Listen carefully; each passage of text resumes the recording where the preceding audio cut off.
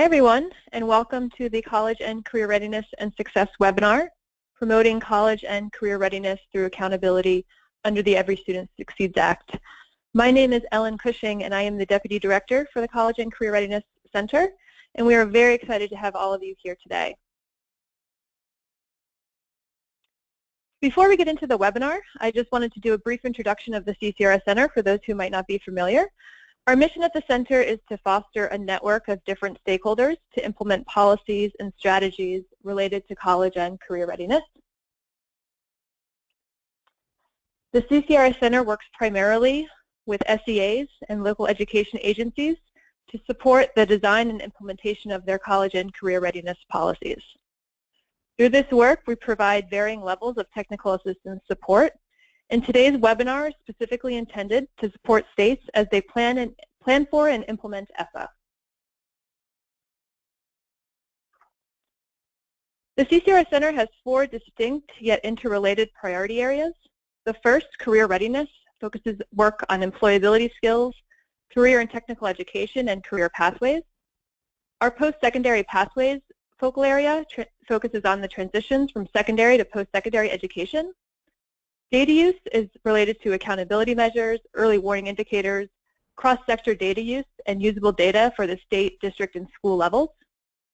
And finally, our priority area around ESSA implementation focuses on the implications for college and career readiness, specifically around well-rounded education and the integration of ESSA with other federal priorities and policies, including the Workforce Innovation and Opportunity Act and the Carl D. Perkins Act.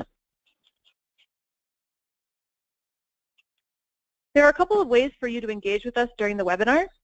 So on the right-hand side of your screen, you should see a chat box function. If you have a question during the event, please feel free to use that box and ask your question into the box. You could also use our raise hand function, where if you have a question that you'd like to speak through the phone, you can just click that button and our moderator will unmute you and you can ask your question that way. We also have a post-event feedback survey, so we're looking for your experiences as well as potential areas of interest for future webinars.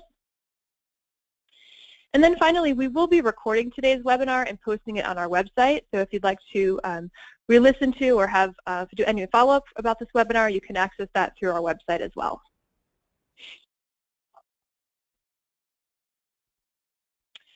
So now I have the distinct honor of introducing our presenters for today. Our first presenter is Dr. David Conley, who is the Professor of Educational Policy and Leadership and the Director of the Center for Educational Policy Research at the University of Oregon.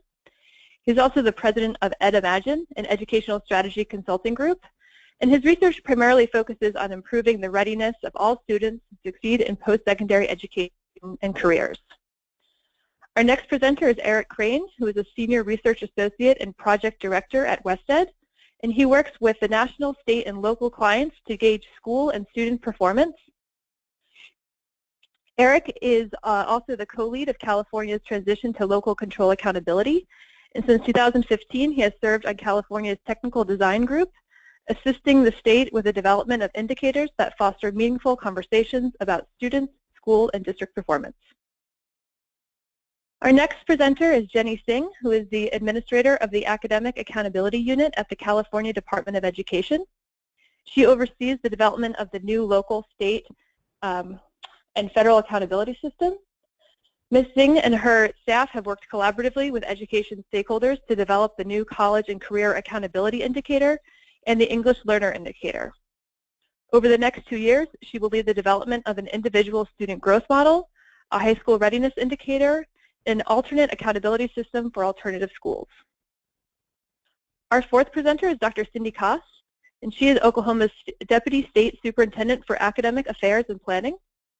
She has taught middle school and high school, served as a high school assistant principal, and district chief academic officer. She serves on the Deputy Executive Committee for CCSSO, the Governor's Oklahoma Works leadership team, and is the State Superintendent's designee on the Governor's Council on the Workforce and Economic Development. In her current role, she oversees the curriculum and instruction, family and community engagement, school support for low-performing schools, and facilitates college and career readiness initiatives. Our next presenter is Dr. Robert Miller. She is Oklahoma's Deputy State Superintendent for Educator Effectiveness and Policy Research. She has taught high school English for 10 years and served as the teacher preparation program for 20 years as professor and dean. She has served the state as a commissioner for the Office of Educational Quality and Accountability. In her current role, she oversees certification and teacher and leader effectiveness, as well as professional development and Title IX guidance.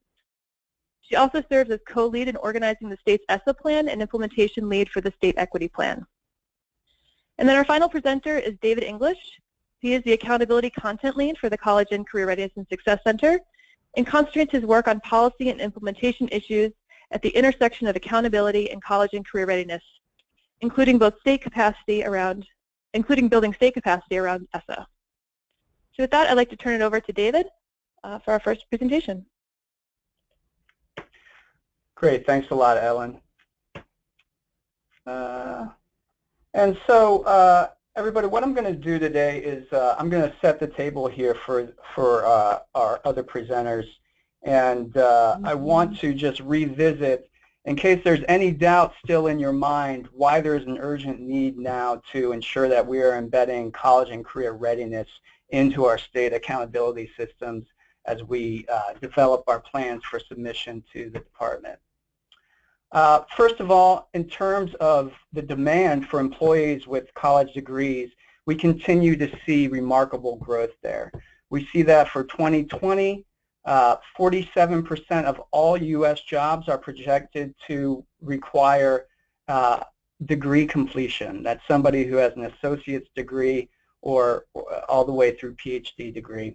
We see that's grown from 28% in 1973. And you'll also notice that that the projection is a 5% uptick from 2010, which is a 5% uptick from 1992. So we're looking at, on average, a 5 percentage point growth in jobs requiring a college degree every 10 years at this point. So what do our indicators look like in terms of our progress in moving towards that goal? Well, graduation rates are obviously an important one, and we all know that as late as 2013-14, we had record graduation rates for all students at 82%. A lot of well-deserved good press around this, but what they belie is that there are still remarkable gaps between subgroups and our highest performing students. We see here that English learners and students with disabilities are still only graduating 63% of students, and this is in parallel with reports that came out around the same time of high graduation rates, that the overall graduation rate is probably going to start plateauing and or decreasing, in no small part due to the continued influx of these student demographics into the U.S. education system. So long term, we're looking at a challenge in maintaining increasing graduation rates. And what of these students? What of the students who are moving on to college? Well, one of the hurdles many of them faced first is remediation. We see that 52% of students entering two-year colleges are having to remediate. In four-year colleges, it's a bit less. It's 20%. We all know somebody, or perhaps we are that somebody, who doesn't necessarily perform well in math. And a typical dynamic, for example, is that a student enters college, they couldn't complete that math course they needed, they keep trying to do it, and at some point they may drop out. That is a typical, that is not an atypical trajectory for many of the students who are moving on to college. And we see that reflected in some high attrition rates. We see here that of students who began four-year college in the year 2008, that within 6 years, just 60% of them had attained their degree. Just 60% of all students had attained a four-year degree within 6 years. And then those numbers are considerably lower here for Hispanic and Black students, among whom just 41% attained their degree. So what's the upshot? When you look at that high growth for degree demand, we see that the CCRS Center has looked at 3 primary levers within ESSA for addressing college and career readiness. First of all, Ellen mentioned a well-rounded education. We're all becoming familiar with this policy, but essentially the levers for college and career readiness that we think of in terms of advanced coursework or rigorous math and English pathways or benchmarks for other 21st century skills like employability skills, social emotional skills, those can be embedded in a well-rounded education.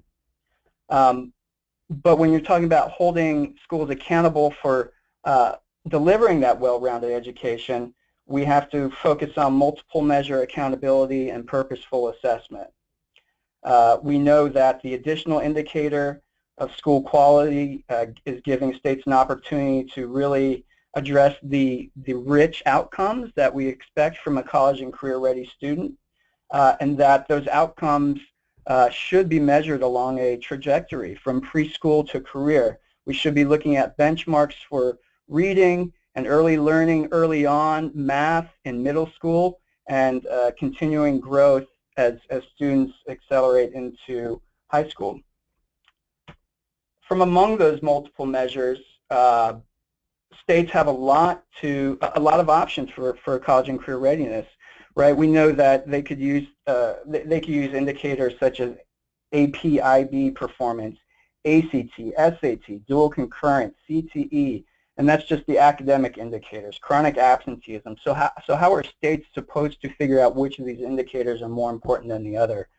What does ESSA tell us? Well, not much. It gives us a short list of technical requirements that the measures be valid and reliable, right? That they measure what they say they're going to measure. It says that they have to be comparable across schools, okay, and that they have to be disaggregated by subgroup. After that, states are on their own to figure out how to select these indicators, and that's what we're going to discuss today. Ellen introduced Dr. David Connolly. He's going to take us to the next step here and discuss what criteria states may use for selecting college and career readiness indicators. Dr. Connolly? Great. Yeah, thank you, David. So what I'm going to do is just give you kind of a quick overview of some framing issues, and then we'll get to the 2 states who can give you more examples of specifically how they've implemented these principles. So at the heart of this big idea is that we want to revisit the purpose of accountability to make sure why we're doing it, which is, and should be, that students can succeed after they graduate from high school. Sometimes accountability gets swept up as being an end in itself, particularly when we get all wrapped up in the technical measures. But framing an accountability system should be a definition or a vision of what it means to be college and career ready as an ultimate outcome. And that definition should suggest to us the kinds of measures we want to use then to determine if the schools are meeting those goals. So if we use an example here, in this case, it's Delaware's definition, which I'm going to read it to you because the next slide kind of deconstructs it a little bit. But each Delaware student will graduate college and career ready, be prepared to successfully plan and pursue an education and career path aligned to personal goals, ability to adapt and innovate as job demands change, graduate with strong academic knowledge, behavior, and skills with which to apply their knowledge, ability to collaborate and communicate effectively, independent learner, for a diverse society, commitment to responsible citizenship. Well, what would it look like then if we were to try to capture information about that definition? Well, here's if we kind of deconstruct it, here's some of the elements in that. Ability to plan for the future, presence of goals aligned with college and career, ability to adapt and innovate, strong academic knowledge, of course, ability to apply that academic knowledge, ability to collaborate and communicate effectively, ability to learn independently, respect for a diverse society, and commitment to responsible citizenship. Well, clearly you're not going to do all those things. You'll focus on those strong academic knowledge and ability to apply academic knowledge. But my suggestion to you is, without some sort of an overarching vision of what it is you want to get out of your educational system around college and career readiness and what that means to you, you're going to be hard-pressed to figure out how to measure it, particularly beyond that academic content knowledge measure. Now, I'm not implying you measure all the things we said here, But we do have an opportunity, I think, with decreased regulation for states to begin to make some decisions about what's important to them and to add measures and indicators, not all of which have to be high stakes. Some of which can just be signaling indicators to help schools understand what's important, where they need to focus. So, moving on to the next slide, which will take a second to load, I think. This is, now I want to give you an example of a study that we did at the Educational Policy Improvement Center and EdImagine to take a look at college and career indicators, in this case, potential ones for use by the California Department of Ed. The California presentation is going to go into more detail, so I'll try to stay at a high level, only to use this as a case example of the range of indicators that we used when we tried to stay really around academic indicators only. We didn't go into a wide range of alternatives of the type that were suggested by that definition that I just showed you. You can see the report there. It's available for download for free if you'd like to get it, and that it's also included at the end of this presentation, the references. So what we did is we identified 7 indicators, and one of the challenges was identifying a range from college ready to career ready, and understanding that in general it's easier to find measures of college ready than it is of career ready. In this case, you can see for college ready we had at least 3 ones that are pretty well established, which was college admissions exams, advanced coursework, and then A through G, which in California is the requirements of the UC system and the course requirements of high school students. In the middle, we had innovative measures which would include performance tasks and student self-reports and a whole range of other possibilities. On the lower side, you see integrated course pathway, and we'll come back to that in just a moment. On the career side, you can see CTE course pathway and career preparedness assessments, which would be a sort of an occupation-specific measure, or a generic career assessment readiness measure. What we found, as I noted, is that there weren't very many really good formalized indicators or methods on that career end, at least not that could be generalized. So what did we end up recommending, just to kind of drop to the bottom line on this one? We recommended a course-taking behavior measure which included college course taking and CTE integrated pathway course taking. And a CTE integrated pathway would be several courses in the CTE area. Oh, well, we just got advanced there. Okay, thank you. Oh, now we're back. I'm not sure I have control of this, so just didn't look like it anyway. So one of the things we noted about using this high-quality indicator of course-taking behavior was that we would have to develop a definition and a way to measure the quality of CTE courses. For the quality of college courses, we can use university requirements as a reference point, but we don't have a clear reference for the quality of career courses. So even in coming up with a recommended indicator, there's still some work that would need to be done. So to come up with that indicator, we developed a series of criteria, dimensions and criteria. So we had 3, and I think this is important to understand that when you're trying to examine alternatives and think about the possibilities, you need a criterion-based analytic system. You can't just, and I think there's a tendency to kind of pull something out of a hat, in particular to say, well, where do we have some good data? Well, we've got some good data on AP course taking, so let's use that. Or, we've got attendance data on everybody, so let's use that. And I'm encouraging you to think a little more broadly than just where do you have good data already. And in this case, we used 10 different criteria, and they're grouped around technical quality, stakeholder relevance, and system utility. And you can see for technical quality we had, is there a research base? Can you make fair comparisons across student subgroups that will support equity? Can you come up with a stable definition so you can collect data longitudinally and be able to do predictive validity studies and to hold the measure constant?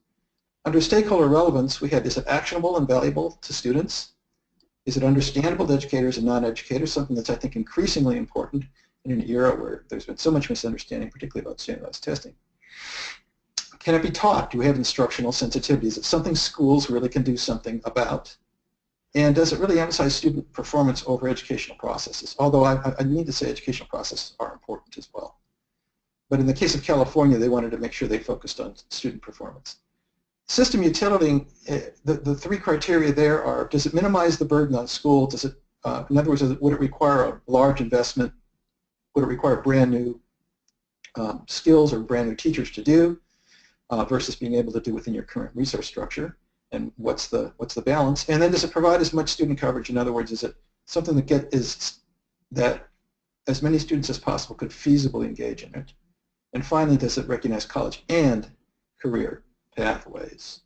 And moving to the next slide, this is an evaluation matrix that we use to take a look at all the indicators which you see in the left-hand column: college admissions exams, advanced coursework, innovative measures, course-taking behavior, and career preparedness assessments.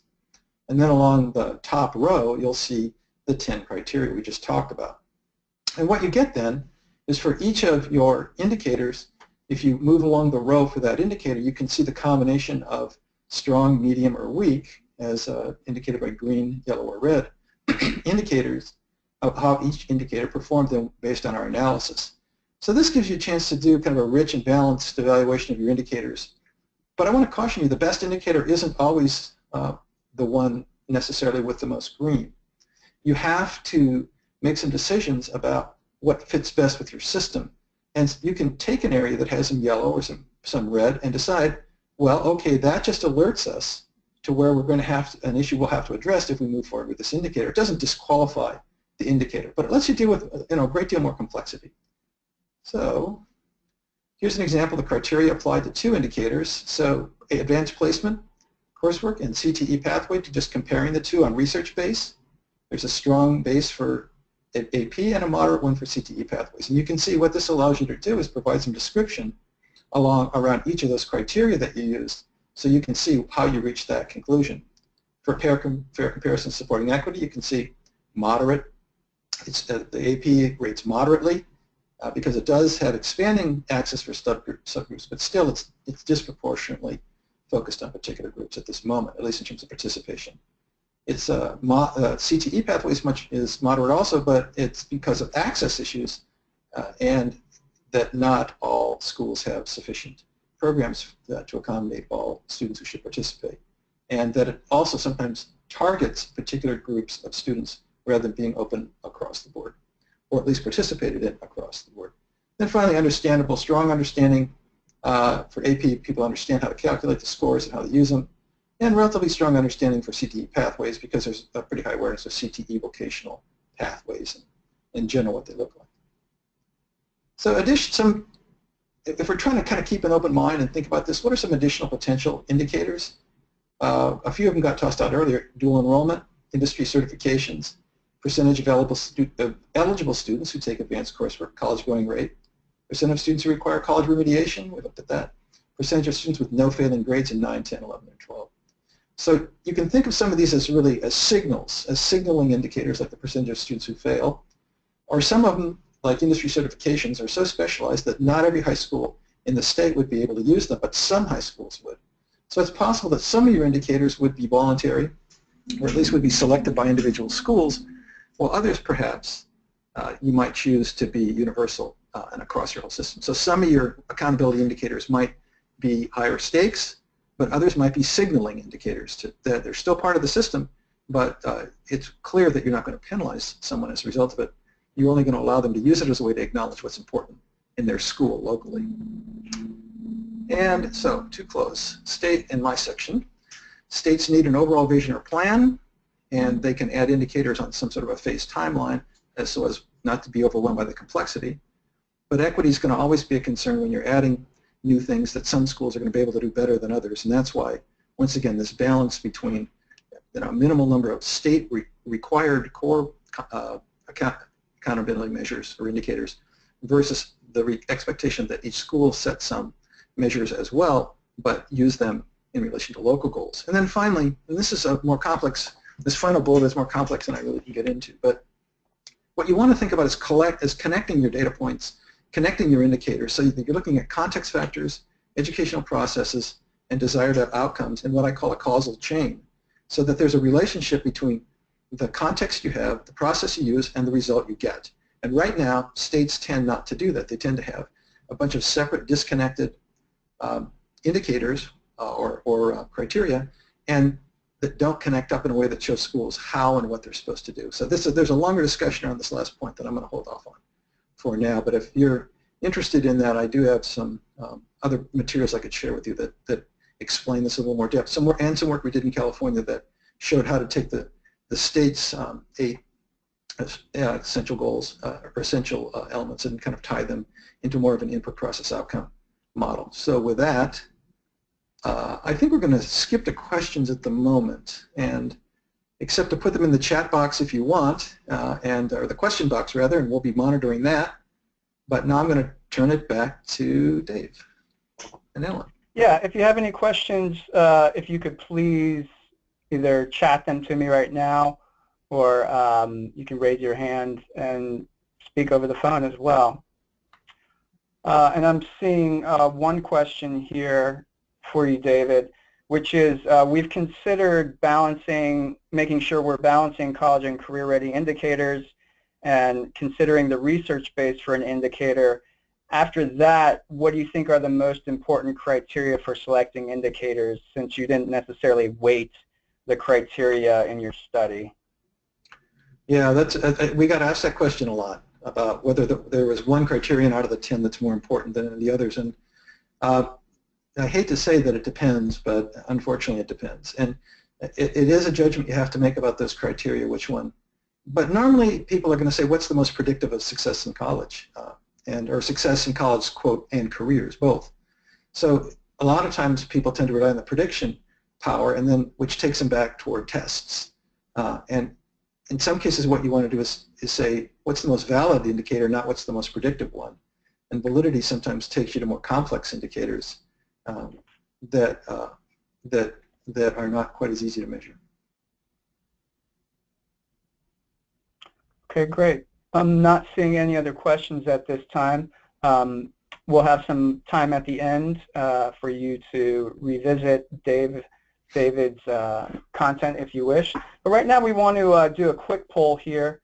Dr. Connolly gave us a scope of a lot of different potential indicators that might be used for college and career readiness. So if you could, go ahead and indicate what measures are you considering for school accountability determinations, or what indicators are you helping others to develop specifically for these determinations of accountability at the school level? And I'll give you a couple of minutes to respond to this. You can select up to 3 of the answers there.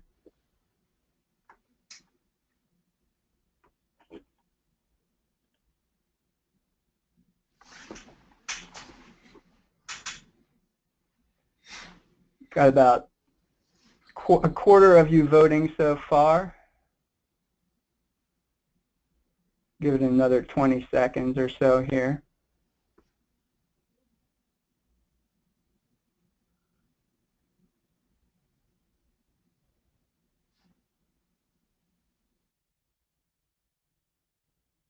About half of you have voted, and it's still increasing in the name of democracy. I'll let that continue to uptick for a moment here.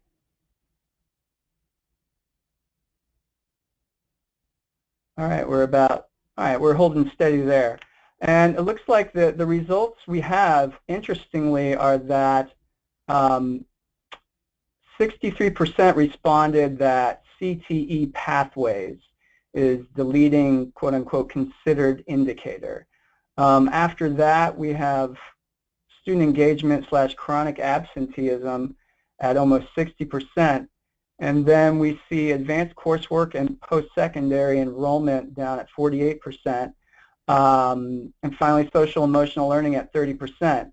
So it looks like we do have a good balance in terms of people thinking about ensuring that multiple pathways are represented in their accountability systems. We see half of you saying, you know what, we're going to be collecting this post-secondary enrollment information for reporting anyway. Maybe that's something we should consider.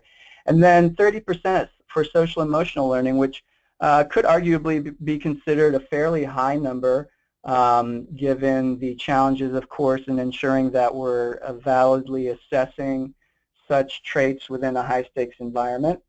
But with that said, we're going to move on now to our next presenter, and I'm going to turn it over to Mr. Crane and Ms. Singh to talk about California's college career indicator. Thank you, David. It's great to have the opportunity, and I actually want to start with that question that came in about the criteria, and I think the "it depends" answer is really right on. In particular, thinking about stakeholder relevance, and you'll hear in our remarks how important the stakeholder process was for us. I mean, ultimately, in an accountability system, practitioners in the field are going to be asking, well, so what do we do about it? And so I wouldn't underestimate the importance of criteria related to stakeholder relevance, and you'll hear more of that in our remarks.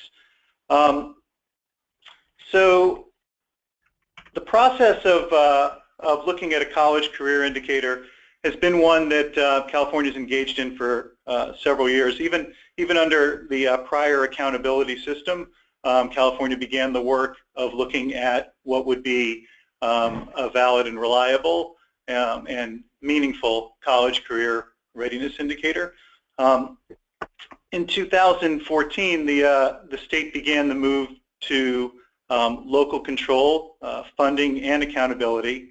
And at around that time, we were able to integrate the knowledge learned from a set of research papers that looked at potential accountability indicators. And that process of moving to local control accountability saw a number of stakeholder feedback opportunities, and we got some great information from practitioners in the field and various stakeholder groups.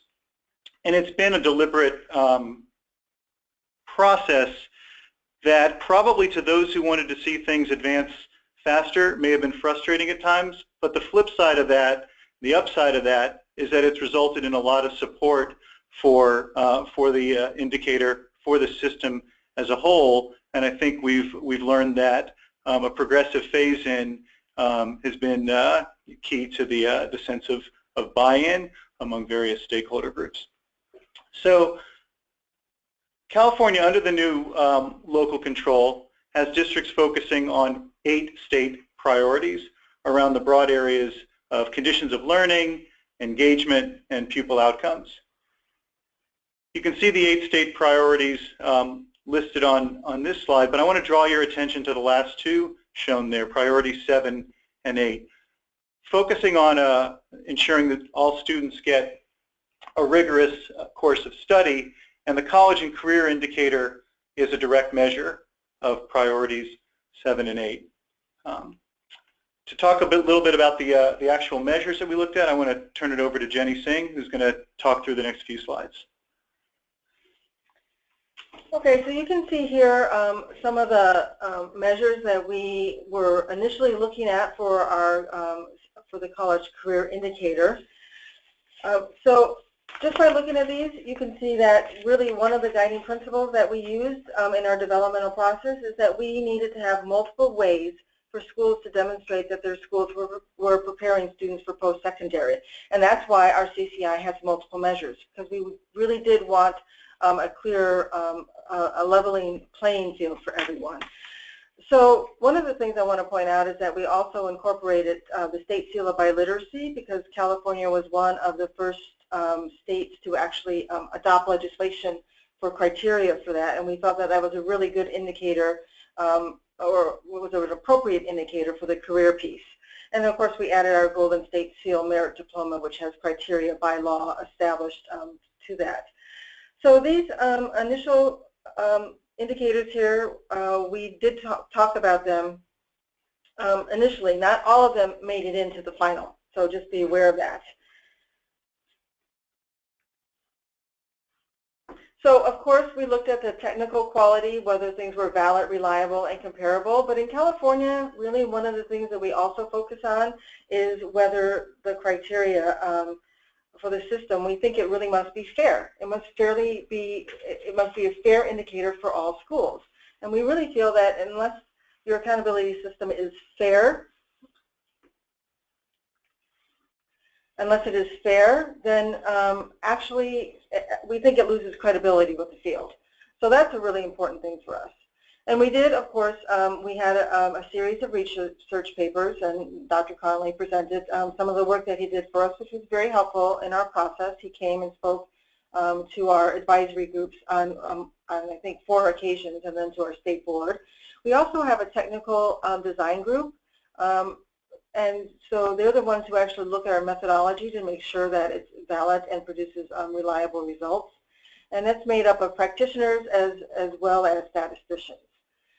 So one of the things that we really focused on, because our measure has 4 performance categories, we wanted to make sure that the criteria for each performance category was established based on criteria. So California had what we call the Early Advanced Placement Program, and that was a joint effort between the department and our California university system to provide grade 11 students with feedback on whether they were prepared to take college courses. And if they weren't, then we had things in place. They were to take courses in grade 12 that would help them be more prepared. So we used that measure against all of the measures that we wanted to put in the CCI to determine whether those measures would really be an indicator that a student was ready for post-secondary. Stakeholder relevance, very important. We really wanted to come up with data that was useful and actionable. One of the things that an accountability system should be designed to do is to provide districts and schools with actionable data to improve outcomes. So the goal of the CCI is to really encourage districts to provide all students with a broad and rigorous course of study, so they are prepared for whatever they do. And of course, we had to leverage existing data, knowing that we would also have to collect new data as we go through this process. System utility, of course, again, very important. Connection to college and career vision. So students, really the key is to make sure all of our students, even those that have traditionally been underperforming, to make sure that they are ready to either go to a 4-year college, a community college, a technical school, or onto career. And the board has been very clear about its commitment to annually review the CCI to make sure that it's doing what we want it to do. And of course, we acknowledge that right now, most of the indicators that most of the measures in the CCI are reflective of being prepared for college, and we really want to start focusing on more for career. And we are actually doing some things with some work groups right now to bring in some more career data. So with that, I'm going to turn it over to Eric again. Thank you, Jenny. And that last point, I think, in a way, HITSAD summarizes, the biggest struggle for us, getting to that and not it being a college or a career readiness indicator. And it's ongoing work, as you'll hear. In the course of looking at how to combine and summarize the indicators, we got to 3 potential models, and there's certainly more than one way to summarize college and career readiness and preparedness. And so the specifics, I think, leveraging the technical group will help the state arrive at a valid system. So the first approach, a point system model, gave. Let me just see. The slide's not advancing. Oh, there we go.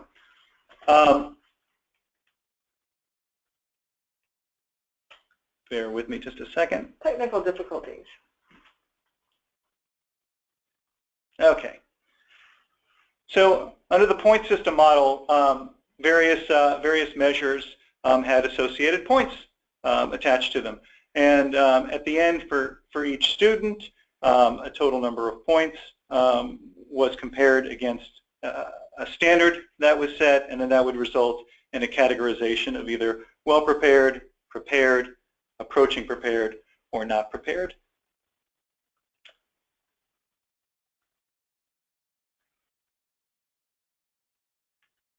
Moving on,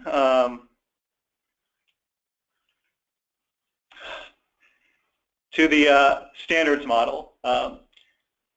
In the standards model, sorry about the slides there. Okay, the standards model took the indicators and through a series of or statements, in some cases some and statements, looked at where students were on essentially the same measures, but it reflected the fact that there's a number of different ways to demonstrate preparedness. The multiple methods approach or model really had self-standing college preparedness model, career preparedness model, and a look at the EAP that Jenny referred to earlier. And then a student was given overall a classification based on the highest of those three models. So with that, with the technical analysis of the different models and the various discussion, we ended up on a variation of the standards model. And Jenny, I'll ask you to share how that went. So as mentioned before, we had 4 categories: well-prepared, prepared, and approaching prepared, and not prepared. However, because we did not have a lot of criteria for career preparedness, our state board really decided to move forward with just with removing well-prepared until we had criteria to really define what it was well-prepared for career. So here's the criteria that we have for prepared. You can see here that that we do have some tests in here. We have the Smarter Balance assessment in here. We are looking at whether students are completing a CTE pathway, but because of the analysis that we were doing with CTE pathways, we felt that students who completed a CTE pathway also had to have some other criteria to meet to be ready for post-secondary. We also focused on the completion of dual enrollment, so those courses where students actually earned college credits in the community college, advanced placements.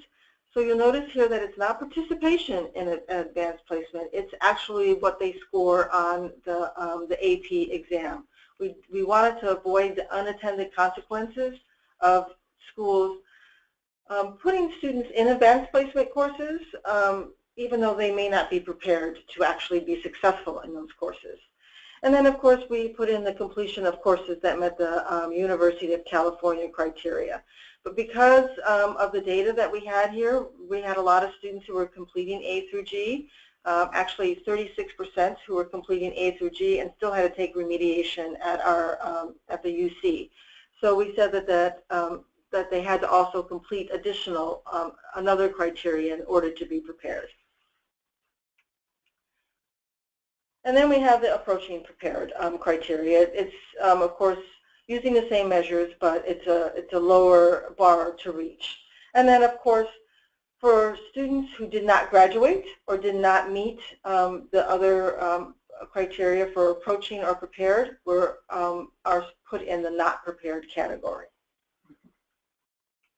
Thanks, Jenny.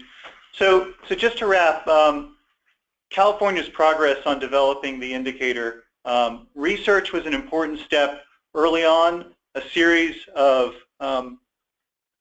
very public stakeholder meetings helped shape the indicator, and a commitment to continuous refinement. In fact, our state board took the unusual step of publicly committing to an annual look at the indicator. And so where we are now represents a lot of work, and yet we acknowledge that there's more work to be done. So the 2017-18 implementation may look different than where things are right now.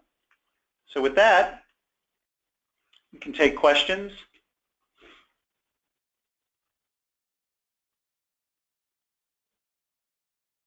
Dave English? Great, thanks a lot, guys. It looks like we do have a question coming in here, which is, what advice would you give to a state looking to address stakeholder concerns around unintended consequences of including college and career ready indicators in accountability? Yeah, that's a great question. I'll start, Jenny, chime in if you have anything to add. But the fact that there were simulations run, that there was a lot of work behind the scenes, that it was a deliberate phase-in process, I think left department staff better able to respond to concerns from the field about how the indicator would actually play out. not every state, the context is going to be different in each state. Not every state may have the timeline to do all that groundwork, but if at all possible, I think you're setting yourself up for success if you can plan on a multi-year phase-in. Yeah, I would agree with that. We did a lot of outreach. We did a lot of simulations and provided those results to the field. We, I think, ended up with about responses from close to 1,000 people in regards to where we should set the criteria. So I think with that, there was a lot of buy-in, and I think people were surprised when we presented them with some of the data. That's, I think, what we learned the most, is that people were like, wow, that's not something I was expecting. So I think really presenting the data to everyone and getting their feedback and listening to that feedback and making adjustments based on that feedback is really important. And I'm curious, Jenny, what would be an example of something people were surprised about? Well, people were really surprised that we had 36% of our students who completed A through G who needed remediation at the UC level. And it was, of course, higher at the community college, closer to 60%. So they were really surprised about that. And they were also surprised about kids who completed the CTE pathways and still had a very large portion of them, I think it was closer to 50%, had to take remediation at the UC system. Interesting. So going back to this remediation issue here. Great. Well, thanks a lot, guys. There's a lot of rich information in there. We're going to move on now to our presenters from Oklahoma, Dr. Cause and Dr. Miller. And as you see, they're going to expand the scope of the conversation a little bit by including some consideration of a non-academic factor, chronic absenteeism, in this overall conversation. So please. Thank you, David.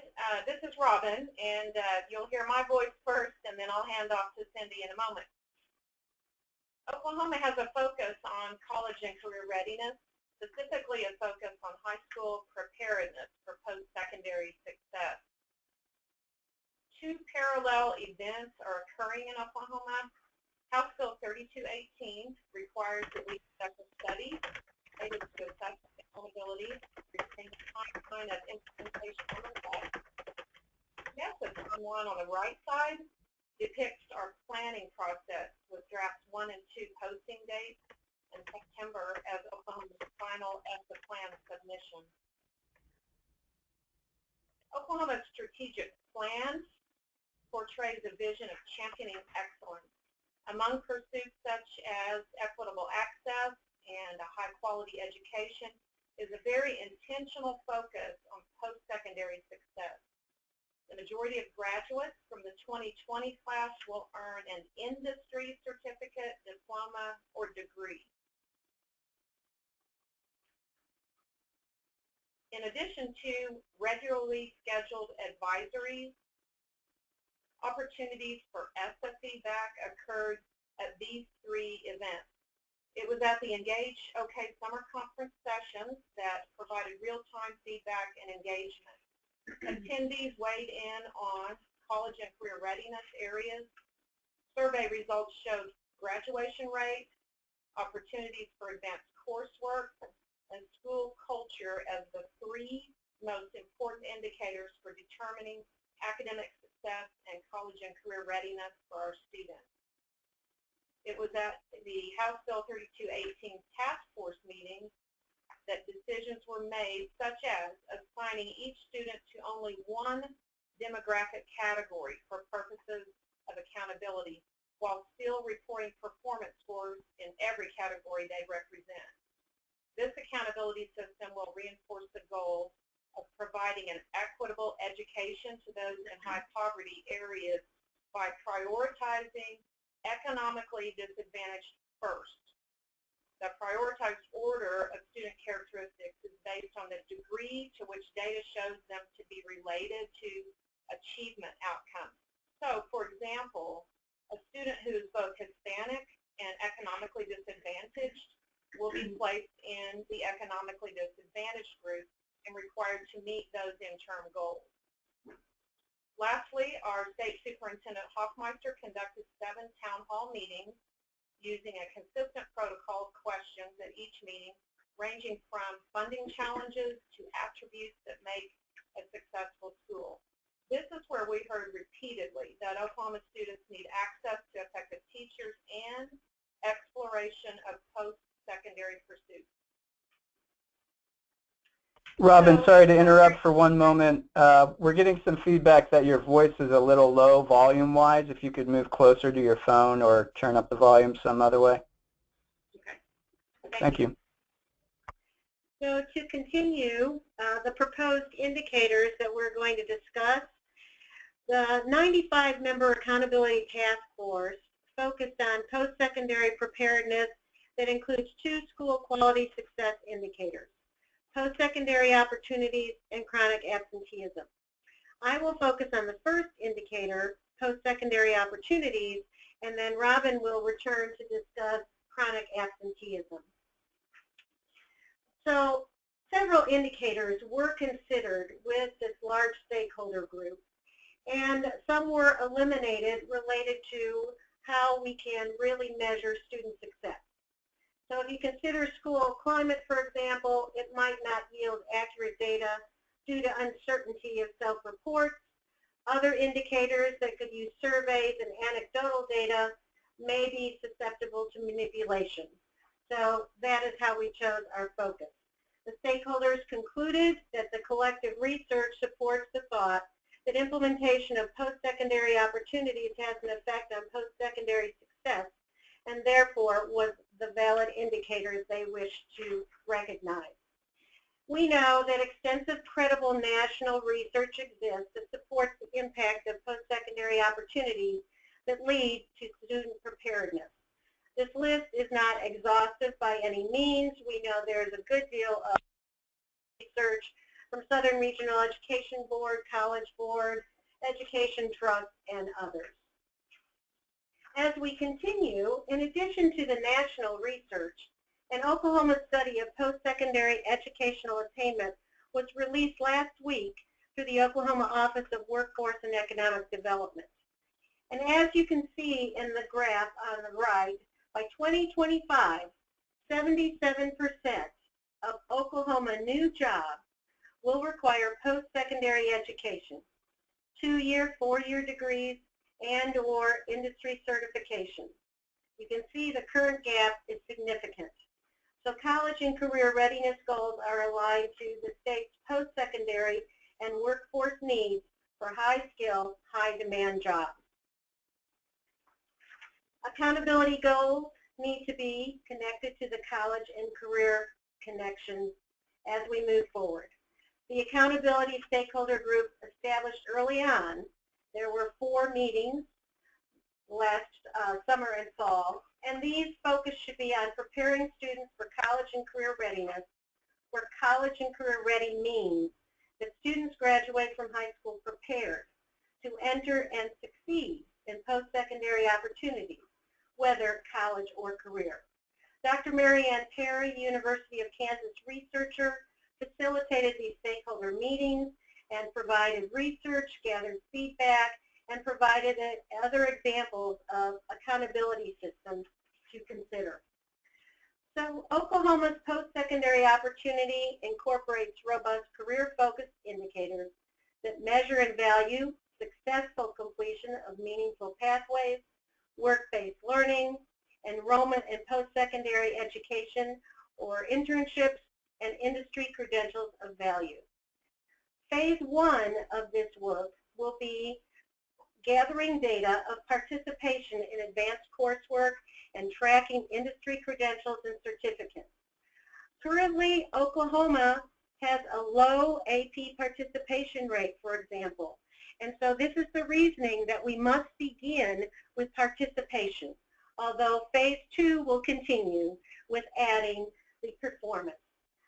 Data is currently collected and readily available and publicly reported through our Oklahoma State Stats website of degrees and certificates currently industry credentials earned, concurrent enrollment, AP course offerings, exam qualifying scores, and our remediation rate, which is quite high. The benefits of the multiple indicators are that they will provide diverse pathways allowing for participation by various subgroups. This can help level the playing field for our rural schools in particular that may not have access or capacity to offer all of the AP and IB programs or concurrent enrollment, but can participate in some of the CT programs as well. Our career tech centers, also some of their pre-engineering academies, biomedical, and so on, do also include advanced placement.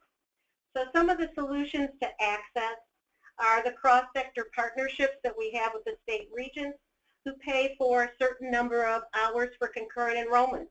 We have legislation that supports funding for low-income students to take AP exams. Our New Skills for Youth grant is supporting career advisement to help students plan intentional pathways to meet high-demand, high-skilled careers with individual career academic plans. We also are working with our universities so that some of our high school teachers can have their master's plus 18 hours of core content area so they can provide the concurrent enrollment at their high school site, which really helps our rural schools where it's prohibitive for the drive time to colleges that would be in their area. So as we continue, of course, what's very important is this valid, reliable, and comparable. The proposed indicators for post-secondary opportunities are based on valid data. OSCE contracted with Dr. Mary Ann Perry, co-director of the Center for Assessment and Accountability Research and Design, and she was brought in to conduct the review of research to identify the link of post-secondary opportunities to successful student preparation. In Oklahoma, research has been conducted to establish the validity of concurrent enrollment as a predictor of post-secondary success. And the end goal is to determine the number of students enrolled in and completed pathways that is likely to culminate in a credential with labor market value, to determine the number of students who participated in meaningful work-based learning during high school, the number of students who successfully transitioned to college training programs, prepared for high-demand, high-skilled jobs, particularly for 100 critical occupations in Oklahoma, and to provide indicators that can differentiate between and among our subgroups to allow examination of the trends so we can look at where the gaps are and address those. So we consider that post-secondary opportunities are useful and actionable. Phase 1 will track participation data in advanced coursework, industry credentials, work-based learning, to identify gaps and develop solutions based on needs for equitable access and success data. The indicators will provide data to guide improved student outcomes. They will serve to validate students' preparation for college and career if certain indicators are accessed. They will document which multiple pathways are accessed and the results of these pathways for post-secondary opportunities. They will provide data to determine what is needed to provide higher quality and rigor for career pathways that are currently offered to meet the workforce needs in high-skilled, high-demand jobs. Monitoring progress of these, will, as defined in Oklahoma initiatives, will be part of the collective impact. We are very fortunate that the Governor's Office, the Oklahoma Work Strategic Plan, the New Skills for Youth Action Plan, and the Governor's Education Attainment Goal are all aligned for that collective impact. The Governor's goal is 70% of Oklahoma's residents ages 25 to 64 to complete a post-secondary degree, certificate, or credential by 2025. This includes some of our students who are in 11th grade right now. So in conclusion of the post-secondary opportunities, these indicators are based on research, the assessment and accounts task force that was input-led by researchers, and that we have a policy commitment in Oklahoma to continuous monitoring and evaluation of indicator alignment to post-secondary success. And now I will allow Dr. Miller to continue. We believe that chronic absence meets the criteria for school quality and student success because it is valid, reliable, and comparable. This indicator focuses on a single student missing multiple days rather than multiple students missing a single day. Research from the Hamilton Project and Attendance Works demonstrates chronic absence is associated with lower academic performance. A broader definition of chronic absence that links to academics is a student who is missing so much school that he or she is academically at risk. In contrast to other measures, chronic absence allows for early warning signals. Our task force discussed chronic absence as a way to use results and engage community partners in efforts to eliminate barriers and to extend capacity. Access to adult mentors is viewed as a viable opportunity, for example. Ultimately, effectiveness lies in a comprehensive, multi-tiered system of support that combines prevention with early intervention. ESSA gives SEAs and LEAs an opportunity to expand support systems that contribute to students' attendance, achievement, and even health and wellness, an indirect yet very powerful link to college and career readiness. Professional learning for educators begins with understanding chronic absence data and then can naturally extend to ICAP advisement. We have other measures that will not be used for accountability, but that will inform the public, such as participation and performance rates on college and career readiness assessments and professional qualifications of educators.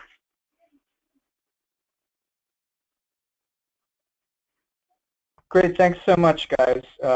Very interesting to hear about chronic absenteeism in this context. Any questions for Oklahoma? I'm monitoring the chat box here, and we do have one. What are some of the ways that you're thinking about ensuring that appropriate interventions follow from the college and career readiness results data at the LEA and school level? For example, guidance to those entities, etc. Well, I think we're fortunate with the New Skills for Youth grant.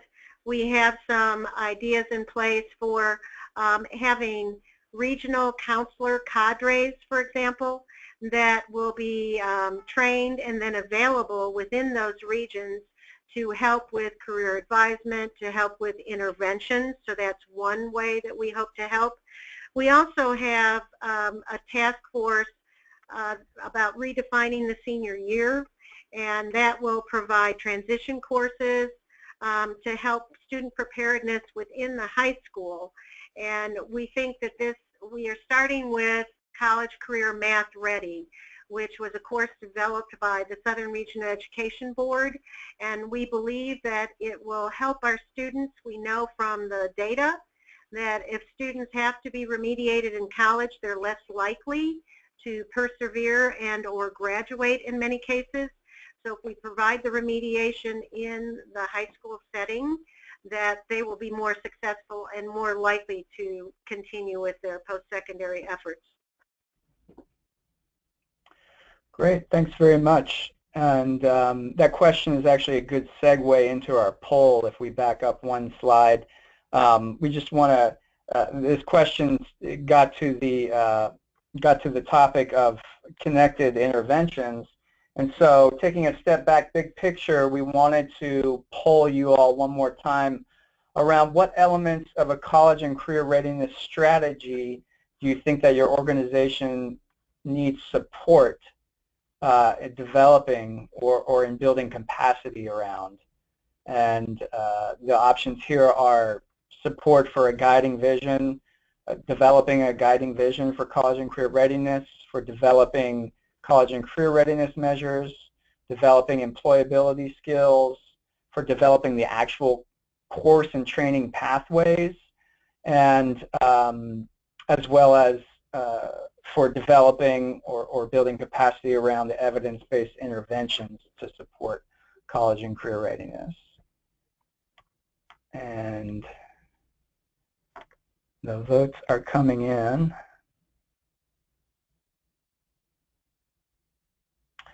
So far, it's pretty lopsided. I will abstain from telling you how, but it's not even close at the moment. I've got about 30% of you voting at the moment. I'll give it just a few more ticks here as that continues to go up.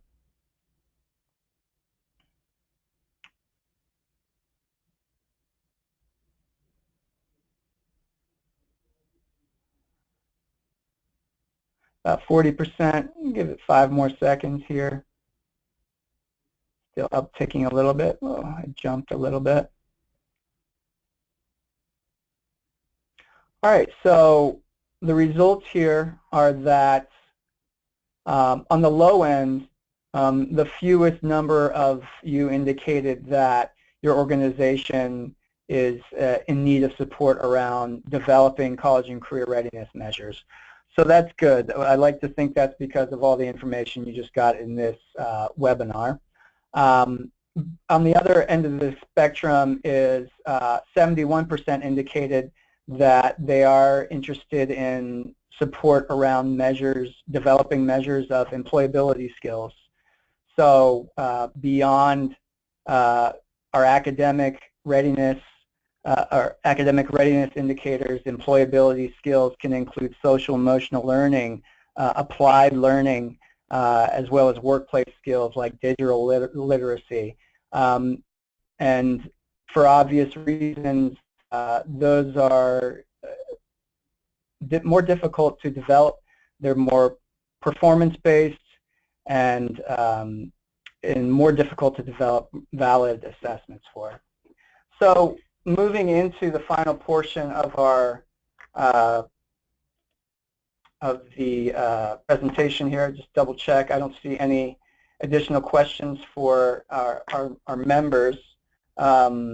Actually, oh, there's one more here that came in, which is what advice, and this is queued up for everybody, what advice would you give to a state just starting this conversation around how to integrate college and career readiness into accountability? So this is a big picture question. What are the priorities as you move into this conversation? Well, this is Oklahoma, and the top priority is to engage stakeholders and across the areas, business, community, as well as your career technology, higher education, common education, students, and we also had tribal representatives. So stakeholder engagement, absolutely. We know that ESSA has some new requirements around that. Any of our other participants want to field that one? Yeah, this is Dave. There's Dave Conley. So, and I think there's an opportunity to really think through the ESSA requirement for well-rounded education, and really what does that mean in terms of how are high schools approaching college readiness and career readiness, and the balance between the two. What sort of differences do you see, and do you want to nurture and support? I think there's one of the real challenges here is that imposing a single measure for college readiness or career readiness leads to schools trying to game the system and trying to it leads to more uniformity, perhaps, when really what you want here is good strategies by schools to keep increasing the number of students who are college and career ready. And we don't have no one single indicator is sufficient to achieve that goal. So I think it's encouraging schools to be clearer about their own goals for a well-rounded student and how and what kind of measures they would suggest as well to measure them, what they're doing locally in combination with what will obviously and necessarily be a more limited set of state measures. So some state measures, but not trying to do it all with the state measures, and then some school measures that supplement the state measures. Great. So using some local measures and considering the well-rounded education piece of this overall question as well. Yeah, and the local measures will, perhaps be less rigorous. I mean, they'll be more varied, perhaps. But I think having local schools take some responsibility and accountability for making decisions about what constitutes college and career readiness on their campus, in addition to a robust set of state measures, is more, hopefully, the direction we want to head. Right. We do see a number of states with local flexibility. I know Texas is including that in their system. California, any response to this question? I think the other respondents hit it well. The only piece I would add that wasn't mentioned is that in a couple of cases it may mean building up support for and committing over years to build in new data collection. You know, if something matters and is not reflected in the system, it's important to point that out and to help build support for additional data. You know, whether it's an assessment that hits on career readiness, but we certainly seen the need to address the imbalance and make sure that we've got career measures in there, and that is something that can be done at the local level for sure, but it also, I think, has highlighted a need that we need to explore what might be possible for a statewide look at career readiness. And I actually have one clarifying question for California that came in, which was, could you clarify what benchmarks you validated your college and career readiness indicators against? So we took all of the measures that were proposed for the college and career indicator and benchmarked it against the results for the EAP, the early assessment program, which provides grade 11 students with whether or not they're prepared to take college credit-bearing courses. So is that your statewide? Is that the results of your statewide exam transformed into some other measure? That was, yes, that was our statewide assessment system, and basically we added questions onto our statewide assessment system that were developed by our in conjunction with CSU to determine if students were ready to take college credit-bearing courses. Understood.